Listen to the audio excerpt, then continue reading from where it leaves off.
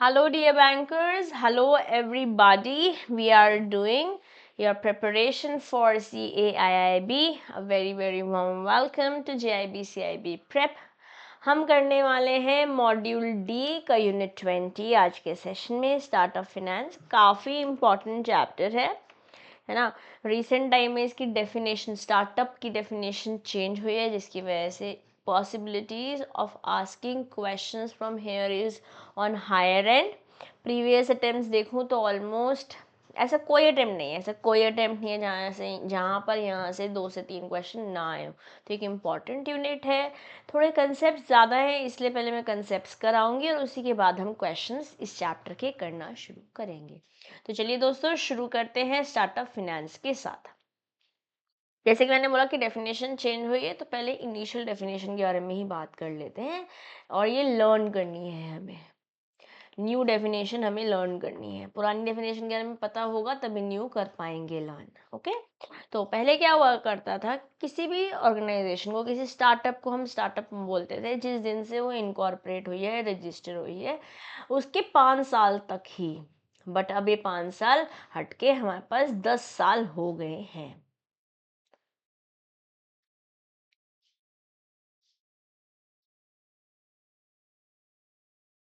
Okay, it is 10 years. और पहले क्या होता था, खाली कंपनीज ही होती थी पहले। Previously it used to be only companies as a company, अगर आप इनकॉर्पोरेटेड और रजिस्टर्ड। आज हमारे पास एलएलपीज भी हैं, मतलब कंपनीज तो हैं ही, कोई दिक्कत नहीं है, कंपनीज एक्ट तो है ही, और प्राइवेट कंपनी तो है ही। इसके अलावा कोई पार्टनरशिप फर्म है, कोई एलएलपी है, इंडिया के अंदर रजिस्टर्ड है, तो आप भी स्टार्टअप बन सकते हैं, आप भी स्टार्टअप की डेफिनेशन में आ जाते हैं। ओके, पार्टनरशिप एक्ट 1932 में रजिस्टर होना कंपलसरी है। मतलब अगर आपने बीआरबीएल पढ़ा है मेरे साथ, या अपने आप भी बीआरबीएल पढ़ा है, तो पार्टनरशिप में आपने देखा था रजिस्ट्रेशन कंपलसरी नहीं होती, accept in the state of Maharashtra and Gujarat. ठीक है, बट अगर आपको स्टार्टअप बनना है तो आप एज अ पार्टनरशिप को आपको रजिस्टर कराना पड़ेगा। ठीक है, एलएलपी भी हो सकती है। अब पहले था 5 साल तक के लिए, अब सिर्फ अब हमारे पास 10 साल के लिए, 10 साल पुरानी कंपनी भी स्टार्टअप की डेफिनेशन में आती हैं। प्लस जो आपका टर्नओवर है किसी भी फाइनेंशियल ईयर में, वो 25 करोड़ से ज़्यादा नहीं हुआ होना चाहिए था पहले डेफिनेशन में। अब ये जो 25 करोड़ है, it has increased to 100 crore. किसी भी फिनेंशियल ईयर में 100 करोड़ से ज़्यादा नहीं होना चाहिए। अगर 100 करोड़ ज़्यादा हो गया है तो आप स्टार्टअप अब रह नहीं गए हैं। ओके, पहले क्या हुआ करता था, मतलब बेसिकली आप स्टार्टअप तब है जब आप इनोवेशन में या डेवलपमेंट में या किसी डिप्लॉयमेंट या कमर्शलाइजेशन में काम करें, किसी नए प्रोडक्ट के, किसी नए प्रोसेस के, किसी नई सर्विस में, जहाँ जो टेक्नोलॉजी है इंटेलेक्चुअल प्रॉपर्टी ड्रिवन है होगा। एक्चुअली यहाँ पर भी ऐसा ही है, ये चेंज नहीं हुआ। The only thing that have changes, पहले खाली कंपनीज होती थी या कुछ बता नहीं रखा था, कुछ ऐसे क्लैरिटी नहीं थी, तो हम कंपनीज ही लेते थे, और 25 करोड़ तक का एनुअल टर्नओवर से ज़्यादा नहीं हुआ होना चाहिए था। ठीक है, और 5 साल पुराने हुए होने चाहिए थे। बट नया डेफिनेशन, मॉडिफाइड डेफिनेशन हमको ये बोलती है कि आप 10 साल तक भी हो सकते हो, पुराने हो सकते हो, तभी भी आप स्टार्टअप रहोगे, 10 साल के बाद आप स्टार्टअप नहीं हो। ये 25 करोड़ जो एनुअल टर्नओवर 100 करोड़ हो गया है, और पहले खाली कंपनीज हम कंसिडर करते थे, अब कंपनीज भी है, पार्टनरशिप फर्म्स भी है, बट रजिस्टर्ड होने चाहिए और एलएलपी होने चाहिए, जो भी रजिस्टर्ड रहते हैं। एलएलपी के बारे में भी आप आरबीएल में मेरे साथ पढ़कर आए। ऑफ कोर्स अब स्टार्टअप तब है जब या तो इनोवेशन की और या इम्प्रूवमेंट की, और कोई नए प्रोडक्ट बनाने में, कोई नया प्रोसेस बनाने में, कोई नए सर्विस बनाने में, या कोई ऐसे बिजनेस हो स्केलेबल हो, जिसके पोटेंशियल हो, एम्प्लॉयमेंट जनरेट कर सकते हो, वेल्थ क्रिएट कर सकते हो, ये सब एक्सपैंडेड डेफिनेशन में आ जाता है। और अभी तक तो खैर यहाँ से जीएसआर नंबर नहीं पूछा है, but in my opinion I think this time there is a possibility कोई क्वेश्चन आपसे पूछ लिया जाएगी। जो नोटिफिकेशन आई थी जहाँ स्टार्टअप की डेफिनेशन एक्सपैंड करी गई, वो कौन सी है? It is 127E। I suggest you, I recommend you to learn learn. Am I clear? 100 crore और 10 साल तो याद करना ही है। ओके, बाकी एंटिटी वाली बात आपको याद हो ही गई होगी, बट इसके साथ 127 भी हमें लर्न करना है। ओके, अब स्टार्टअप्स हैं। स्टार्टअप फिनेंस के बारे में बात करें तो स्टार्टअप में कुछ चैलेंजेस भी आ सकते हैं। आपने बिजनेस शुरू तो किया बट ढंग से प्लान नहीं हो पाया। आपने सोचा था कि 50 लाख रुपए महीना कमा लेंगे, या तो 5 लाख भी नहीं हो पा रहा है। अनरियलिस्टिक एक्सपेक्टेशन है इंडस्ट्री के साथ अगर हम कंपेयर कर रहे हैं। कहीं ना कहीं नॉलेज और स्किल गैप्स हो सकते हैं आप में, आपके मैनेजमेंट में, आपके एम्प्लॉयज़ में, या कस्टमर्स को भी लेट से पता ही नहीं है उस बारे में, तो पहले एजुकेट करना पड़ेगा। टाइम मैनेजमेंट और प्रोडक्टिविटी एक इश्यू हो सकता है। जो लीडर्स हैं वो भी कहीं ना कहीं जो क्वालिटीज़ है लीडरशिप की वो मिसिंग है। अगेन हमने ABFM में लीडरशिप के बारे में बहुत अच्छे से बात करी है, और ये आपको HRM में भी काम आएगा। स्टार्टअप नहीं है, लीडरशिप वाला पोर्शन। कंपटीशन बहुत ज़्यादा है, आपके प्रोडक्ट की इतनी डिमांड नहीं है, ठीक है, मार्केटिंग उतनी अच्छी नहीं है। अगर आपने शार्क टैंक इंडिया कभी भी देखा है तो आपको ये सारी बातें आप रिलेट कर पा रहे होंगे। लोगों का, कस्टमर्स का विश्वास जितना एक क्वेश्चन हो सकता है। सूटेबल कैंडिडेट्स, आपको एम्प्लॉयज़ भी चाहिए जो आपके बिजनेस से, आपके विजन से अलाइन हो सके, है ना। डिसीजन मेकिंग पार्टनरशिप का कैसे, as a somebody, I am a promoter, I have started this startup, I need a co-founder, and I need people who will be partnering with me। तो ये किसके साथ पार्टनर करना है? अगर एक डिसीजन गलत ले लिया, सावधानी हटी, दुर्घटना घटी। फिनेंशियल मैनेजमेंट, पैसों को मैनेज करना is one of the biggest challenges. Security, funding, पैसे कहाँ से आएंगे? Where will money come from? पैसे कहाँ से आएंगे? हाँ, तो ये एक वन ऑफ द चैलेंज हो सकता है। पैसों की दिक्कत हो सकती है। साइबर सिक्योरिटी भी एक चैलेंज है, और साइबर सिक्योरिटी के बारे में तो आज हम जितना बोल लें उतना ही कम है।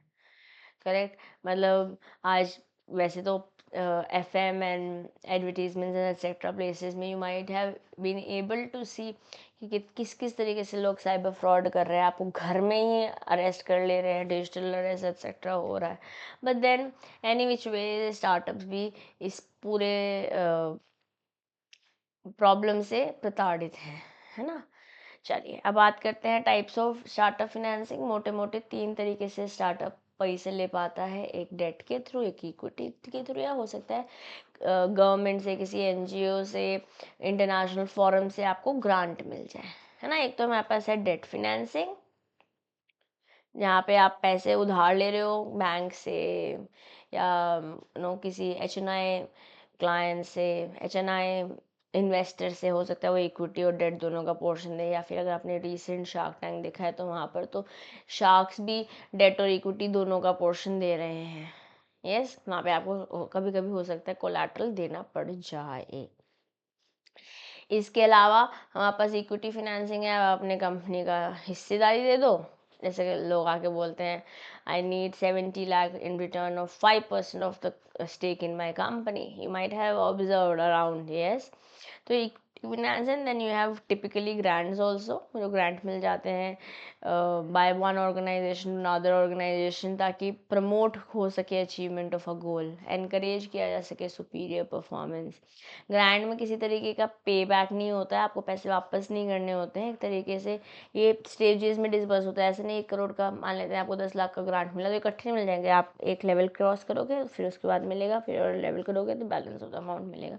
जनरली सेंट्रल गवर्नमेंट से, स्टेट गवर्नमेंट से, कॉर्पोरेट चैलेंज, इससे जैसे कोई मैराथन हो रहा है, कोई हैकाथॉन हो रहा है, इस तरीके से आप देखते होंगे प्राइवेट एंटिटीज़ कराती हैं, वो लोग पैसे देते हैं।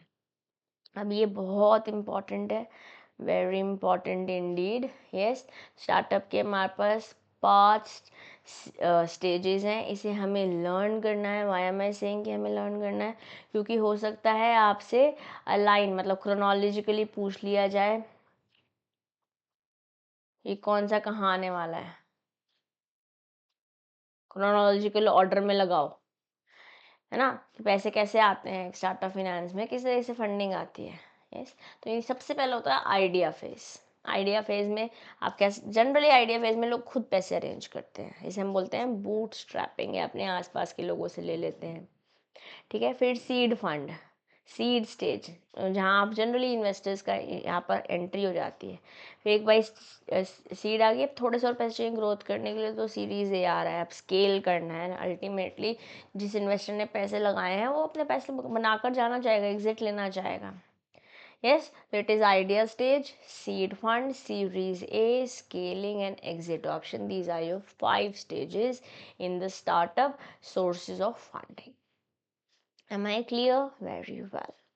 Now, हमारे पास एक, वैसे तो काफ़ी सारी स्कीम्स के बारे में हमारी किताब में बात हो रखी है। हर एक स्कीम को मैं आपके साथ डिस्कस नहीं कर रही हूँ क्योंकि हमारे पास लिमिटेशन ऑफ टाइम है, हम स्मार्टली पढ़ रहे हैं। बट कुछ स्कीम्स हैं जो मैं आपके साथ पढ़ना चाहूँगी, कुछ बातचीत मैं आपके साथ शेयर करना चाहूँगी जो प्रीवियस ईयर्स में आए हुए हैं। जैसे one of the scheme is startup India seed fund scheme. कब आई? 2021 में आई, जिसकी वजह से इम्पॉर्टेंट है। डेट भी मैं आपको सजेस्ट करूँगी कि हमें लर्न करनी चाहिए। 19 अप्रैल 2021 को ये आई थी। कौन लेके आया था? DPIIT लेके आया था। DPIIT का फुल फॉर्म है department of promotion of industry and internal trade, और यहाँ से प्रीवियस ईयर में आपसे पूछा गया है question. DPIIT is Department for Promotion of Industry and Internal Trade. Department of Promotion is fine. DPIIT is Industry and Internal Trade. क्या estimation था कि 995 करोड़ प्रोवाइड करेगी। अब ये डेटा इंपॉर्टेंट है, हर एक पॉइंट मैं बोल रही हूँ, यहाँ से आपसे एग्जाम में क्वेश्चन पूछा जा सकता है। यहाँ पर स्टार्टअप्स को प्रूफ ऑफ कंसेप्ट कि हाँ भैया ये प्रूवन मेटल बिजनेस चलेगा, product trials, prototype development, commercialisation, market में एंट्री, इन सब चीज़ों के लिए पैसों की ज़रूरत होगी। तो लगभग 945 करोड़ 945 करोड़ एस्टिमेट किया गया कि ये फंडिंग दी जाएगी स्टार्टअप्स को। इससे क्या होगा? स्टार्टअप को क्या होता है, आपको आइडिया तो आ गया, अब चालू तो करने के लिए पैसे चाहिए ना। तो मैच्योरिटी लेवल तक पहुंचने के लिए पैसों की ज़रूरत पड़ती है। तो एंजल इन्वेस्टर से या वेंचर कैपिटलिस्ट से, या हो सकता है बैंक से लोन लेने की बातचीत चल रही हो। अब जब ये स्कीम, मैं startup India seed fund scheme के बारे में बात करती हूँ, तो इस फंड से आप लगभग, मतलब अगर मैं डेटा शेयर करूँ आपके साथ, तो 3600 एंटरप्रेन्योर्स को अप्रॉक्सीमेटली 300 इंक्यूबेटर्स के थ्रू पैसे मिले हैं। पैसे मिलेंगे from in 4 years starting from 2021, क्योंकि 2021 में तो आया था 4 साल, मतलब लगभग यही समय चल रहा है। एंड ये स्कीम किसने बताई? इस स्कीम के बारे में घोषणा करी हमारे प्रधानमंत्री जी ने। प्रधानमंत्री जी हमारे नरेंद्र मोदी जी के बारे में बात कर रहे हैं। इन्होंने एड्रेस किया of Prarambh startup India international summit के अंदर। तो अब अगेन ये डेटा भी हमारे लिए इम्पोर्टेंट है। देयर इज़ अ पॉसिबिलिटी आपसे पूछ लिया जाए किसने किया इसके बारे में घोषणा, मतलब अनाउंसमेंट किसने करी, कहाँ पे करी, कितने लोगों तक पहुंचने के बारे में बातचीत हो रही है, किसके थ्रू बात हो रही है। तो 300 इंक्यूबेटर्स है, 3600 एंटरप्रेन्योर्स हैं। 4 साल फ्रॉम 2021 है। 19 अप्रैल 2021 को आया था। DPIIT ने लॉन्च किया था। 945 करोड़ है। DPIIT is department for promotion of industry and internal trade. और कहाँ पे एड्रेस किया गया था? Address of Prarambh startup India international summit के अंदर। Please guys we have to learn this data. Okay, आपके पास कोई और ऑप्शन है नहीं कि आप इसको बिना लर्न करे चले जाए। इसको लर्न डेफिनेटली स्पेंड कीजिएगा इस टॉपिक पे थोड़ा सा समय। DPIIT ने कॉन्स्टिट्यूट करी एक एडवाइजरी एक्सपर्ट कमेटी, जिन्होंने असेस किया, सिलेक्ट किया, ऑब्जर्व किया स्टार्टअप्स को। ओके, मतलब स्टार्टअप्स के इंक्यूबेटर्स को। इंक्यूबेटर क्या होता है? लेट्स से फॉर एग्जांपल मैं इसको ऐसे रिलेट कराती हूँ, आप कभी नहीं भूलेंगे। जैसे जब एक बेबी होता है, ठीक है, इस वर्ल्ड में आता है, जब वो डिलीवर होता है तो उसको थोड़ी देर के लिए इंक्यूबेटर में रखते हैं ताकि वो वूम लाइक सिचुएशन, जैसे वूम में प्रोटेक्टेड था, उस इंक्यूबेटर के अंदर भी वो प्रोटेक्टेड फील करता है और फिर धीरे धीरे एडजस्ट होते हुए इस वर्ल्ड में लाया जाता है। और जो बीमार या प्री मेच्योर डिलीवरीज हो जाती हैं उन्हें ज़्यादा देर के लिए रखना पड़ता है। उसी तरीके से इंक्यूबेटर्स क्या होते हैं, इंक्यूबेटर सेल्स क्या होते हैं, स्टार्टअप्स को इनिशियल स्टेजेस में हेल्प करते हैं ताकि वो वर्ल्ड के साथ एडजस्ट कर पाए। तो यहाँ पर DPIIT ने एक एक्सपर्ट एडवाइजरी कमेटी बनाई जो कि असेस करेंगे, सिलेक्ट करेंगे, ऑब्जर्व करेंगे इनक्यूबेटर्स को, अपने साथ ऑन बोर्ड लेंगे। फिर इनके इनक्यूबेटर्स में इनक्यूबेटर सीड मैनेजमेंट कमेटी बनाई जाएगी जो कि असेस करेगी, सिलेक्ट करेगी, ऑब्जर्व करेगी स्टार्टअप्स को। ठीक है, तो पहले तो DPIIT ने एक एक्सपर्ट कमेटी बनाई जो इनक्यूबेटर्स को असेस करेगी। फिर इनक्यूबेटर के अंदर एक इनक्यूबेटर सीड मैनेजमेंट कमेटी बनाएगी जो स्टार्टअप्स को सिलेक्ट करेगी। और 16 मार्च 2022 में startup India seed fund scheme ने रिसीव करे मोर देन 140 इनक्यूबेटर एप्लीकेशन की भैया हमको आपके साथ जुड़ना है इस 300 इनक्यूबेटर के कहानी में। ये और इस 140 में से 76 इंक्यूबेटर सिलेक्ट कर दिए गए by EAC is expert advisory committee. और मोर देन 290 करोड़ अप्रूव करे गए इन इंक्यूबेटर्स द्वारा फॉर स्टार्टअप्स। फर्दर 16 मार्च 2022 में मोर देन 2550 एप्लीकेशन आई स्टार्टअप्स की कि हमको फंडिंग चाहिए, जिनमें से लगभग 10% बोल सकते हैं क्योंकि 2550 में से 265 स्टार्टअप्स को सिलेक्ट भी कर लिया गया। क्या ये डेटा हमें पढ़ना चाहिए, क्या ये डेटा हमें अपने दिल में उतारना चाहिए? मैं तो रेकमेंड करूँगी कि उतारना चाहिए। ओके, मैं रेकमेंड करूँगी कि बिल्कुल, वाई नॉट। थोड़ा सा समय ज़रूर लगेगा, मैं ये नहीं बोल रही हूँ कि समय नहीं लगेगा, but it is going to be for our own benefit. ये हमारे बेनिफिट के लिए ही होने वाला है दोस्तों।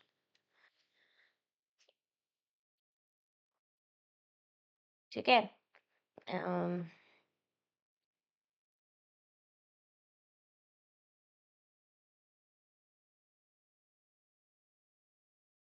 ओके। और आप पढ़ना चाहें तो इस सोर्स से पढ़ सकते हैं, बट एग्जाम के लिए इतना डेटा हमारे लिए इम्पॉर्टेंट है।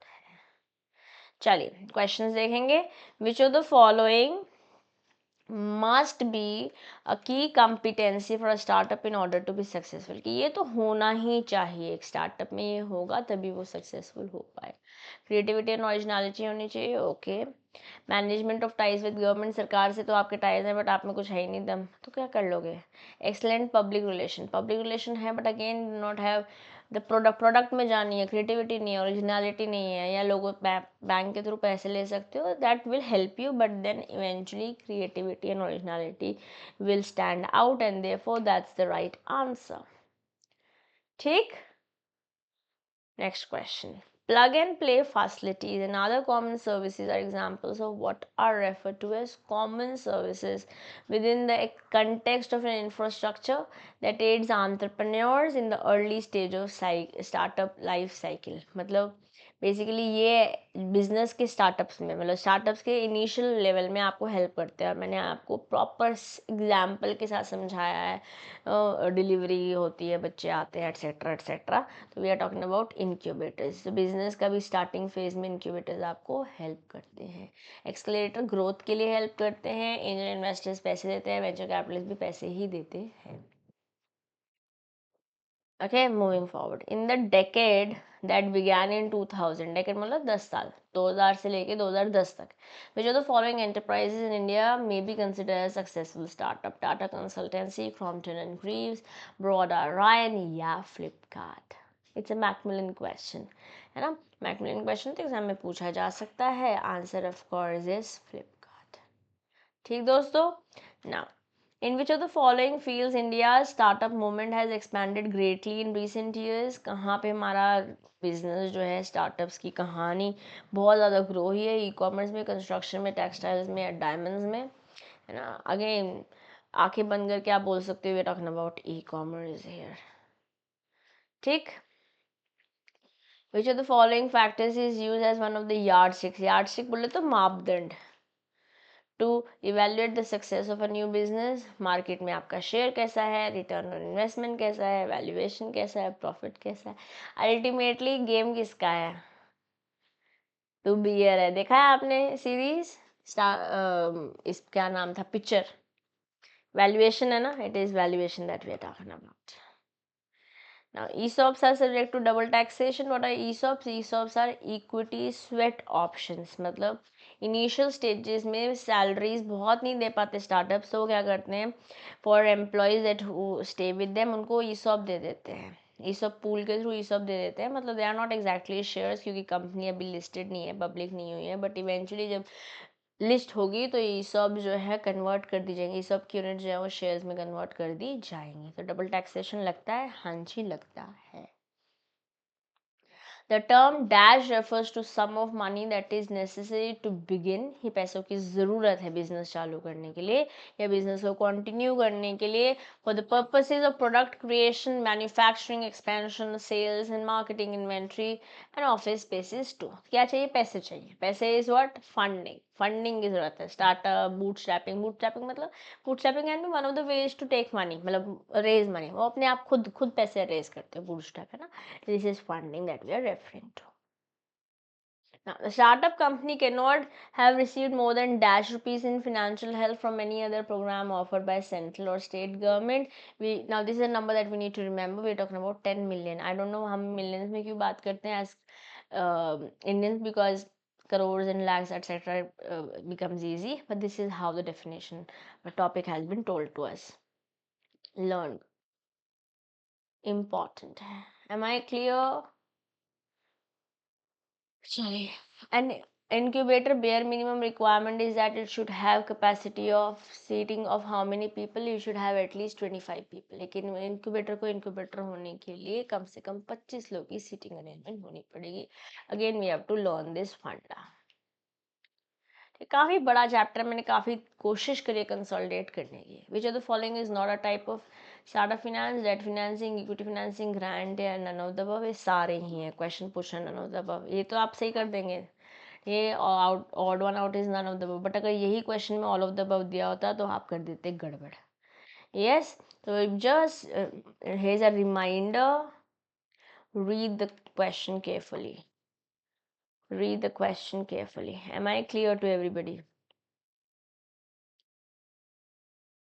Yes दोस्तों, बहुत बढ़िया. चलिए आगे बढ़ते हैं. And with this we are done. खत्म हुआ चैप्टर. टेलीग्राम ग्रुप ज्वाइन कर लीजिए, CMN दिशा दुआ टेलीग्राम ग्रुप ज्वाइन कर लीजिए. Unit 20 also done. बस 5 और unit and we are done with our entire ABF lab.